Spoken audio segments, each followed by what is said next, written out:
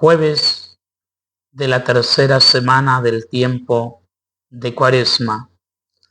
Del Santo Evangelio según San Lucas, capítulo 11, versículos del 14 al 23. En aquel tiempo estaba Jesús echando un demonio que era mudo. Sucedió que apenas salió el demonio empezó a hablar el mudo. La multitud se quedó admirada, pero algunos de ellos dijeron: por arte de Beelzebú, el príncipe de los demonios, echa los demonios. Otros, para ponerlo a prueba, le pedían un signo del cielo. Él, conociendo sus pensamientos, les dijo: todo reino dividido contra sí mismo va a la ruina, y cae casa sobre casa. Si pues también Satanás se ha dividido contra sí mismo, ¿cómo se mantendrá su reino? Pues vosotros decís que yo echo los demonios con el poder del Beelzebú.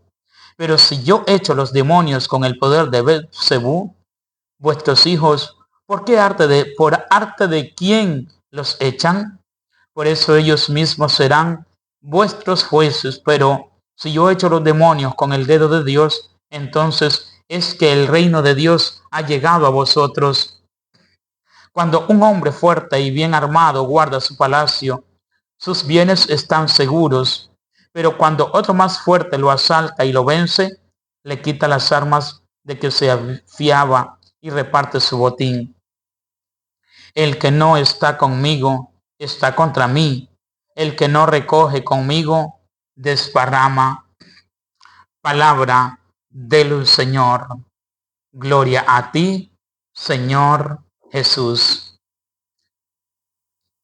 Queridos hermanos y hermanas, el texto de este jueves centra en el que está con él. El que no está conmigo, dice el Evangelio, está contra mí. ¿Qué sucede? El Nuevo Testamento subraya con fuerza la autoridad sobre los demonios que expulsa por el dedo de Dios. Desde esta perspectiva del Santo Evangelio de Jesucristo, la liberación de los endemoniados cobra, y que eso lo vamos a ver, está marcado en San Marcos, en el capítulo 5, versículos del 1 al 20, y en ello cobra un significado más amplio que la simple curación física, puesto que el más físico se relaciona con un mal interior. La enfermedad de la que Jesús libera es ante todo la del pecado. Ahora, ¿qué sucede? Que para combatir el pecado que anida dentro de nosotros y en nuestro entorno, debemos seguir los pasos de Jesús y aprender el gusto del sí que Él dijo continuamente a ese gran proyecto del amor del Padre. Este sí requiere todo el esfuerzo nuestro. Pero la verdad que no podría pronunciarlo sin la ayuda de la gracia que Jesús mismo nos ha obtenido con su obra redentora. Ahora, al dirigirse, cuando nosotros dirigimos nuestra mirada al mundo contemporáneo, es muy importante que constatemos que en él la conciencia del pecado se ha debilitado notablemente. ¿A causa de qué? De una difundida indiferencia religiosa o del rechazo de cuanto la recta razón y la revelación nos dicen acerca de Dios. La verdad que muchos hombres y mujeres pierden el sentido de la alianza de Dios y de sus mandamientos. Además, muy a menudo la responsabilidad humana se va ofuscando por la pretensión de una libertad absoluta, que ser considerada amenazada y condicionada por Dios, legislador supremo. El drama de la situación contemporánea que da la impresión de abandonar algunos valores morales fundamentales dependen en gran parte de la pérdida de los sentidos del pecado. Y a este respecto es muy importante advertimos cuán grande debe ser el camino de la nueva evangelización, de la misión, los retos que hay hoy en la iglesia, en los grupos pastorales, en los ministerios. Es preciso hacer que la conciencia recupere el sentido de Dios, de su misericordia y de la gratitud de sus dones. De manera que para que se pueda reconocer la gravedad del pecado que pone al hombre contra su creador, es necesario reconocer y defender como don precioso de Dios la consistencia de la de la libertad personal ante la tendencia a disolverla en la cadena del condicionamiento social y separarla de esa referencia que sea irrenunciable al Creador. Que la gente, que el hombre de hoy no se sienta con esas capacidades de renunciar a Dios. Dios te espera, Dios te ama, Dios te está pendiente de ti. Y por ello, ¿por qué vas a portarte en ese sentido de renunciar a Él? Ahora, también es verdad que el pecado personal tiene siempre una dimensión social. El pecador a la vez que ofende a Dios y que se daña a sí mismo se hace responsable también del mal testimonio y de la influencia negativa de su comportamiento. Incluso cuando el pecado es interior, empeora de alguna manera la condición humana y constituye una disminución de la contribución que todo hombre está llamado a dar al progreso espiritual de la comunidad humana. Ahora, ¿qué sucede?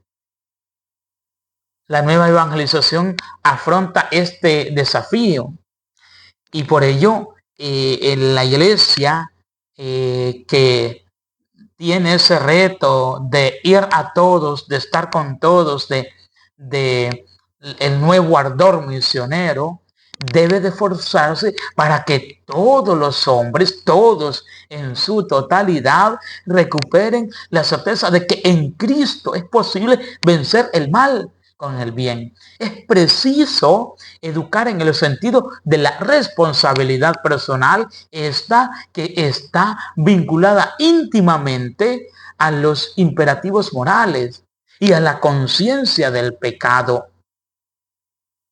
El camino de conversión implica la exclusión de toda convivencia con la estructura del pecado, o sea, cortar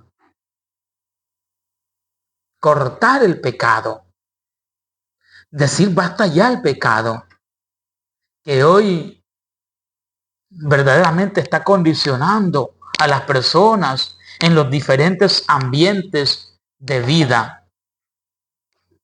No, el hombre no debe dejarse guiar o dejarse dominar por el pecado, por la división, por el egoísmo, por los mismos vicios. No, debes salir de ello.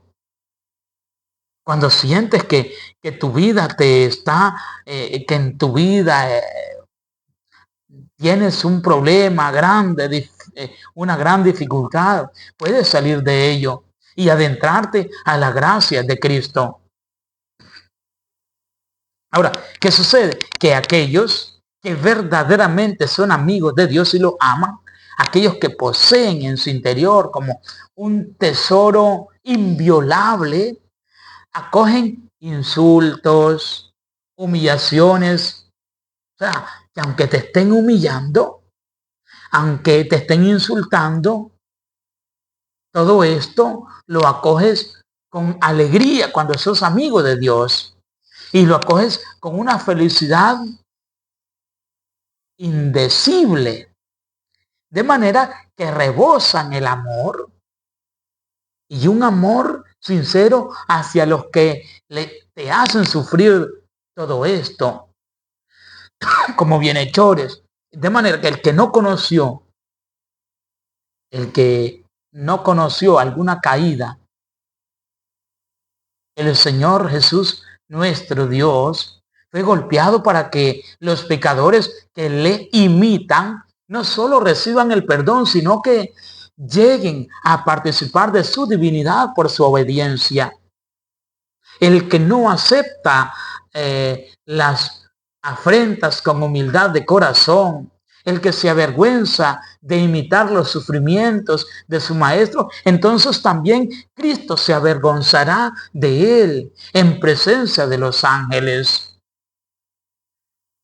Fue abofeteado, cubierto de escupitazos, crucificado. Estremeceos, hombres, temblad, soportad con alegría los insultos que Dios sufrió por nuestra salvación. Dios recibe una bofetada de último de su siervo y ahora para dar un ejemplo de victoria. ¿Y tú no soportas el mismo tratamiento por parte de uno de tus semejantes? Si te avergüenzas de llegar a ser imitador de Dios, ¿cómo reinarás con Él? Si esperándolo no eres paciente, en las vejaciones. Y una pregunta para cerrar con ello. ¿Cómo? ¿Cómo será glorificado? ¿Cómo usted y yo? ¿Cómo seremos glorificados con Él en el reino de los cielos? Si sufrimos, todo ello, si estás viviendo un dolor, una enfermedad, que sea por Cristo. Él sufrió por nosotros. Que Dios Todopoderoso bendiga a tu familia, bendiga tu vida espiritual, te llene de amor y alegría y puedas sufrir con paciencia todos aquellos insultos, toda aquella tristeza que te invada, que te está atormentando y que la pueda ofrecer a Cristo, que vive y reina por los siglos de los siglos. Amén. Amén y amén. Que Dios Todopoderoso te bendiga, el Padre, el Hijo y el Espíritu Santo, hoy, mañana y siempre. Amén.